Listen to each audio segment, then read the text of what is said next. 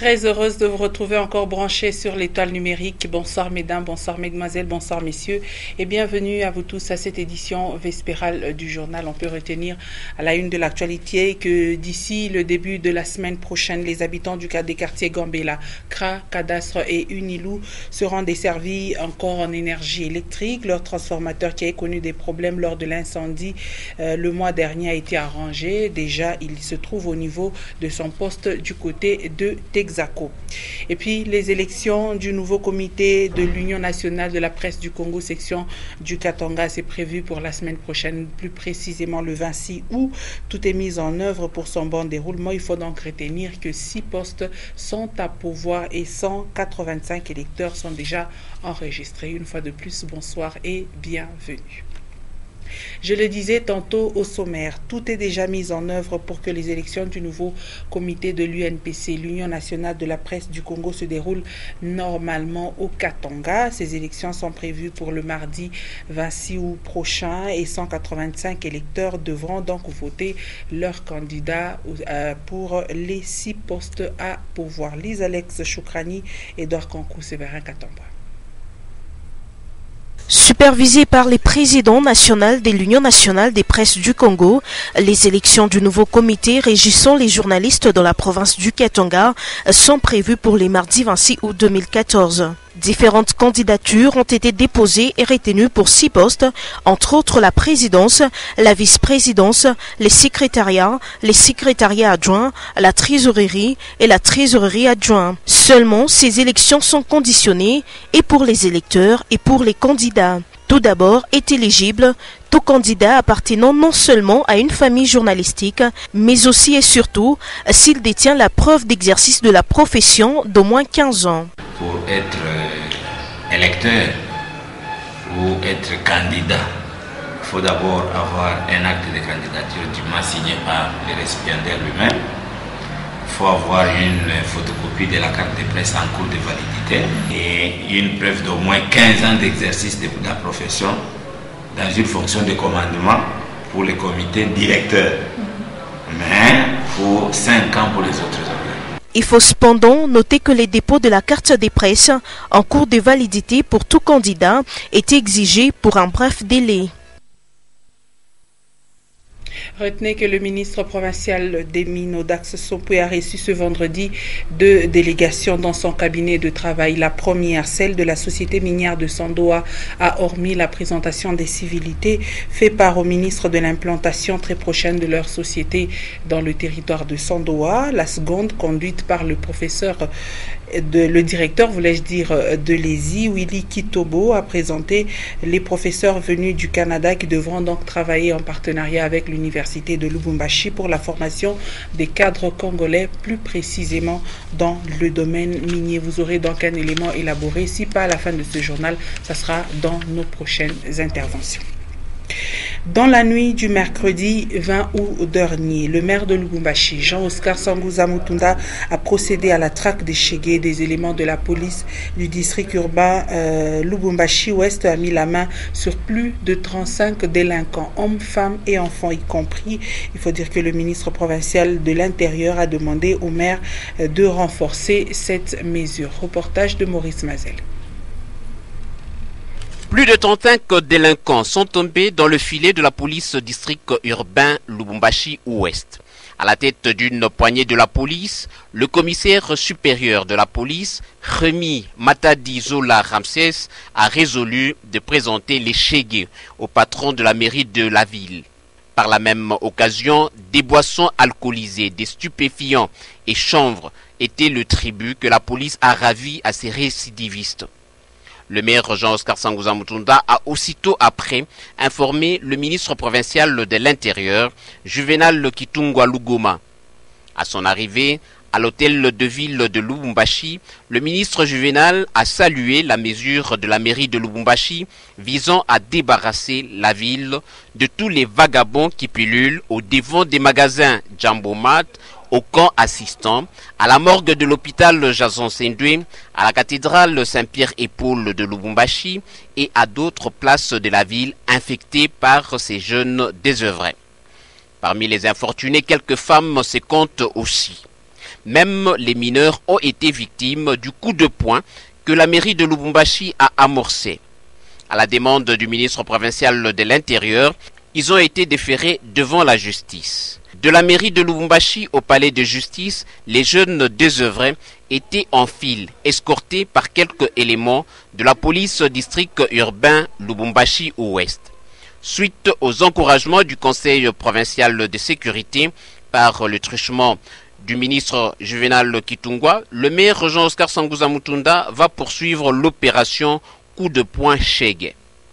Les parents louchois sont tenus donc à assumer leurs responsabilités en gardant sous leur toit leurs enfants au lieu de survivre aux dépens des mineurs à travers le petit commerce.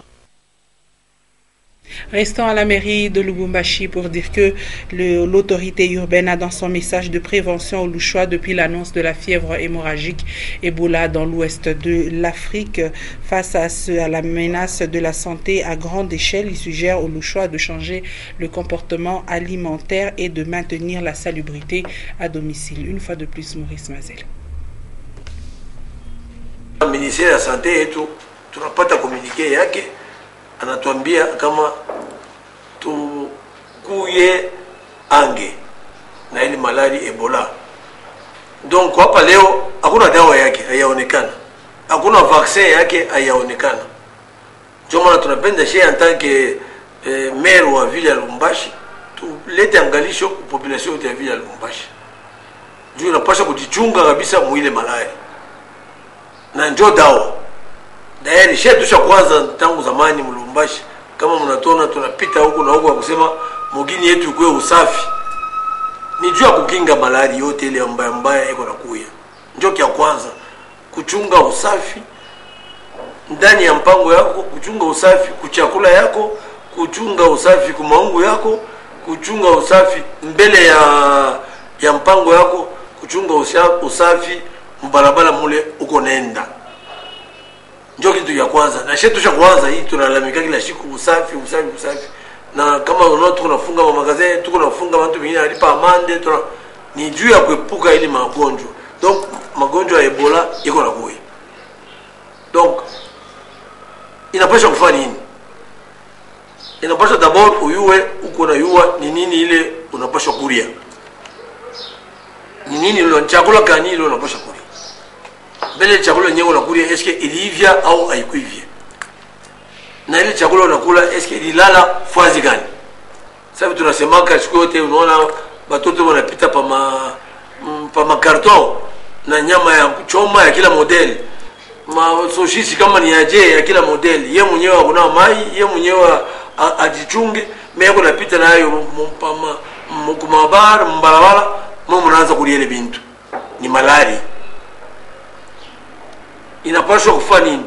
Inapaswa tena kujikinga, hapana kulia nyama inaisha kuifia yeye yenyewe. Unasema hakuna kitu. Unaweka nyama unaanza kulia. Si tu nyama ya mpori. Ndege aisha kuifia yeye mwenyewe mlo lienda kwa mashamba, hapana kulia. Mpanya eko mashamba yako aisha unaona aisha kufia, hapana kulokota mchome ukulie. Ni malari ile kutabeba uyue ni kitu anaenda kuli. Donc biote vile vya kuifia ngambo ya nyama hapana kulia kile hapana. Nataka mnakuliaka bandeki, kama unakuliaka popo, tangu leo acha kulia popo.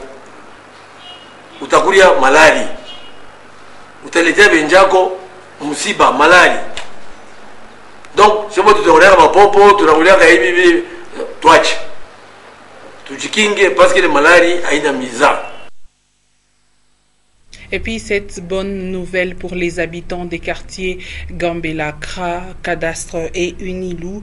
Le transformateur qui était victime de l'incendie le mois dernier a été réhabilité sur place à Lubumbashi au niveau du repartiteur sud de la Société nationale d'électricité avec un coût global de 173 000 $ américains. Et hier jeudi, il a été ramené à son poste du quartier Texaco sur le boulevard Moussiri. Il faut dire que le courant doit être rétabli d'ici mercredi. Et dès ce samedi 23 août aura lieu l'ouverture au public de l'avenue Savonnier. Les travaux de construction du Dalo qui étaient exécutés par l'Office des voiries et drainage au niveau du canal Naviundu sont arrivés à leur terme. Et puis le vendredi a débuté l'asphaltage de l'avenue des Usines du côté, dans le cadre du projet de réfection des avenues du quartier Makomeno, initié par le gouvernement provincial du Katanga. Allons à présent à Kalemi, où le gouvernement provincial est à la base de plusieurs réalisations dans cette ville. Il faut compter avec l'Institut scientifique Lubouye, l'Institut technique et professionnel portant le même nom, l'école du cinquantenaire, l'école primaire Moni et l'hôpital général ainsi que les cliniques de l'État. Mais il se trouve un besoin, et il faut dire qu'un besoin se fait aussi sentir du côté du bâtiment du petit séminaire de Kalemi, très renommé mais qui a besoin d'une attention particulière, nous dit Célestin Mugonza. Construit depuis les années 1958, peu avant l'indépendance de la République démocratique du Congo, le bâtiment du petit séminaire du diocèse de Kalemi-Kirungu, lieu de formation des prêtres de ces diocèses, se trouve actuellement dans un état de délabrement inquiétant. Cette dégradation est la conséquence des multiples guerres qui ont touché la ville de Kalemi. Hormis l'état du bâtiment, le petit séminaire Pie XII a en son sein un internat qui accueille plus de 50 séminaristes et une vingtaine d'étudiants à la propédeutique Saint-Thomas d'Aquin, souffre de l'absence des équipements adéquats. Le dortoir équipé des lits qui datent de l'époque de la Filtisaf, la cuisine encore artisanale, le réfectoire et même les sanitaires ont besoin d'être rénovés. Les difficultés ne manquent pas. Nous avons d'abord un problème d'eau. Ici, l'eau, depuis 1960, depuis qu'on avait terminé à construire cette maison ici, l'eau n'est jamais arrivée. Donc, pour trouver de l'eau, nous avons juste un petit ruisseau à côté ici. Heureusement aussi, nous avons un secours des amis de la MONUSCO qui nous amènent de l'eau à boire, de l'eau potable. Nous avons aussi comme difficulté, évidemment, le problème d'infrastructure d'une façon générale. On n'est pas beaucoup équipé, comme vous l'avez vous-même vraiment vu dans les images. On n'est pas beaucoup équipé. Les dortoirs des enfants, le réfectoire, la cuisine, l'équipement des sports, on n'a rien, tout. On continue à chercher. En croire l'abbé recteur, la réfection de ce bâtiment, connu aussi dans le monde grâce à l'Institut Mwangaza, autrefois collège Pie XII, qui y fonctionne, serait une action à ajouter aux multiples réalisations du gouvernement provincial du Katanga pour la ville de Kalemi. Je lui dis sincèrement merci pour tous les travaux qui s'effectuent à travers la ville de Kalemi. Je continue à l'encourager. À la prochaine, j'aimerais, s'il a le temps, de pouvoir penser à nous aussi, et de pouvoir nous aider pour que notre jeunesse ici, Mwangaza et Foyer Séminaire et la propédeutique, notre communauté ensemble, nous puissions nous développer aussi avec lui.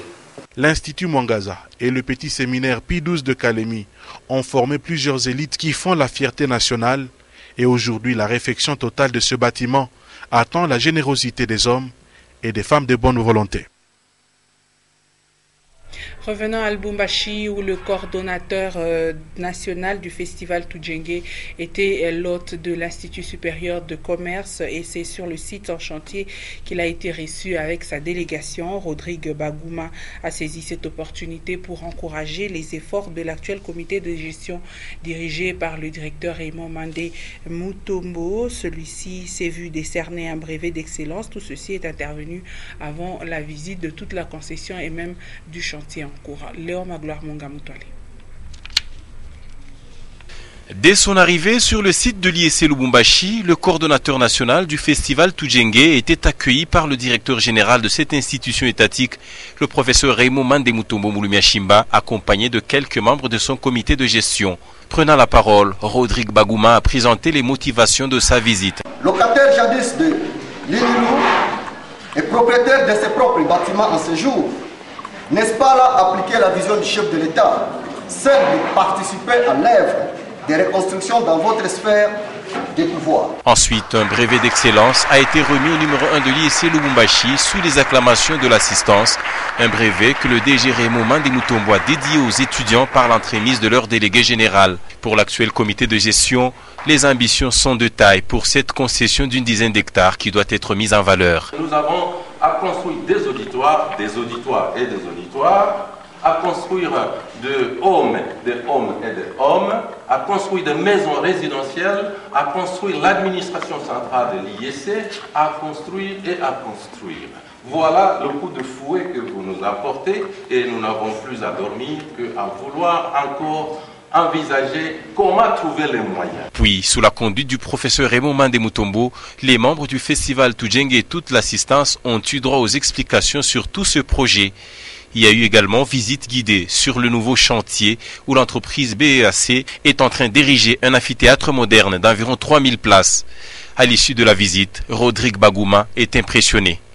Le directeur général de l'IEC, qui a remercié ses visiteurs, a demandé à ces derniers d'être les interprètes de l'IEC Lubumbashi auprès des instances supérieures. L'IEC qui jusque-là érige le campus Joseph Kabila sur fonds propres. Rendons-nous dans la cité minière de Kipushi où les cas d'abandon d'enfants sont souvent enregistrés. Le dernier cas est celui d'un petit garçon abandonné par ses parents. Des enquêtes sont en cours pour retrouver ses parents. Karine Kabongo, Louis Lumami. Un enfant d'environ 11 mois, de sexe masculin, a été abandonné le jeudi 21 août 2014 dans une fosse au coin des avenues du Zaïre et Mwadingusha. C'est au quartier Ouru, Kangé-Kamine. Cette femme sera maudite. Elle n'aura jamais d'enfant si vraiment elle est née aussi d'une femme.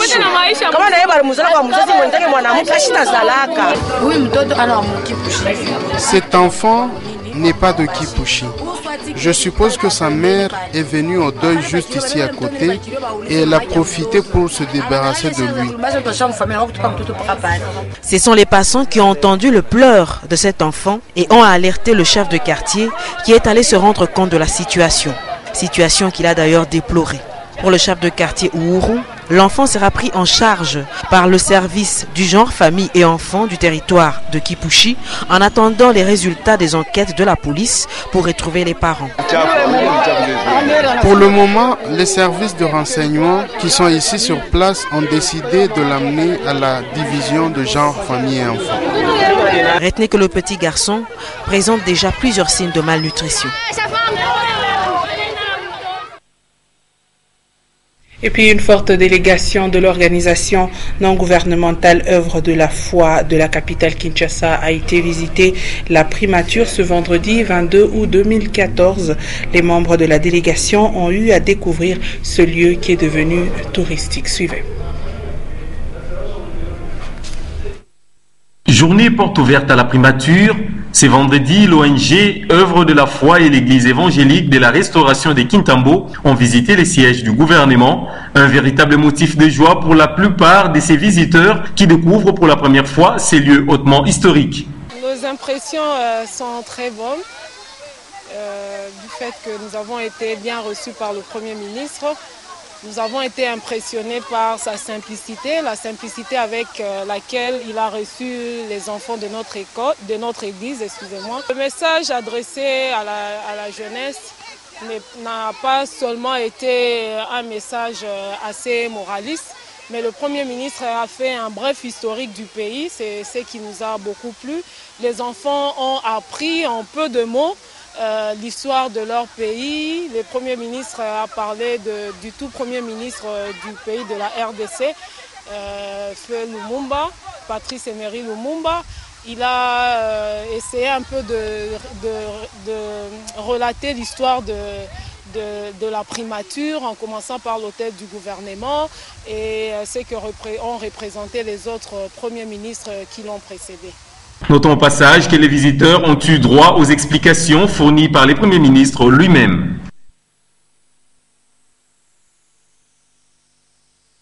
Et avant de clore avec ce journal en prévision du dernier match des phases de poule retour quart de finale que va livrer le tout-puissant Mazembe Anglibert dans la capitale Kinshasa face à l'AS Vita Club le dimanche prochain. Le maire de Lubumbashi sensibilise les Louchois à soutenir les Noirs et Blancs par la prière. Suivez-le. Juma ilipita tulikuwa mfurahi Juma tunafika leo mshika mposho. Tulikuwa mfurahi bote jua nini? Mmoja wetu ekipe yetu ya tout-puissant Mazembe parce que kuna tu représenter tuko nayo fieri ni ekipe ya mna sema kila shikote ni ekipe ya Lubumbashi. Bale kama abayuwe tuko na baambia na kubarepete ni ekipe ya Lubumbashi. Ndio mwa Mazembe Leo Mazembe kunaendelea na kuwina. Hapa sasa anapaswa kwenda mdemi final na waza ni vile. Hii match ilipita tuliwina. Ile 3 ni mingi tuliwina. Tulifurahi juma yote mzima tunafika leo tunataka mata juma ingine kule Mazembe eko na match ingine tena munene. Haina match kidogo. Itachezewa pale ku Kinshasa na Vita Club. Ni match munene. Donc vitu tulifurahi. Sasa kuanzia leo kesho ni siku ya juma. Vile tunakaa na shebote ba population ya Lubumbashi tunamjua Mungu. Shebote kesho maombi yetu yaanze juu ya kuombea ekipi yetu. Tubakie tena shebote mmoja. Nyuma ya president sponsor wa Mazembe. Nyuma ya bajueri yetu ya Mazembe. Tubaweke musala kuma kanisa kuma nyumba yetu faji yote ile tuiko tuwaweke mbele mikono ya Mungu juma mzima hii kisha tukue nabo nyuma pale batendo Kinshasa maro yetu yote ikuwe paka nabo Kinshasa maro yetu ikuwe na president sponsor maro yetu ikuwe na bajoueur bote chef bote atatu tutatoka physiquement mais lakini maro yetu ma esprit yetu ikuwe kwa Kinshasa kule kutachezwa ile match na Mazembe anapasha paka kuwina parce que les matchs atachezwa d'ailleurs mwetu mu République démocratique du Congo na ni maekipe mbili ya Congo mais chez tout la défendre ile ekipe yetu ya Lubumbashi TP Mazembe donc inapasha wine chez bote mashiku vraiment conscience yetu mafikiri yetu yote ni juu ya ekipe ya Mazembe.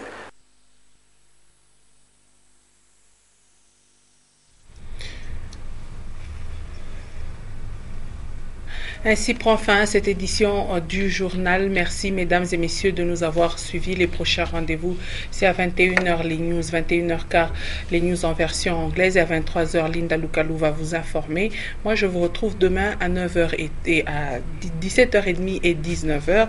Mais tout juste après moi, ne quittez pas, suivez cette page magazine de la Farge Ciment Congo. Il faut dire que cette entreprise va construire des villes meilleures avec le ciment. Bonne suite de nos programmes.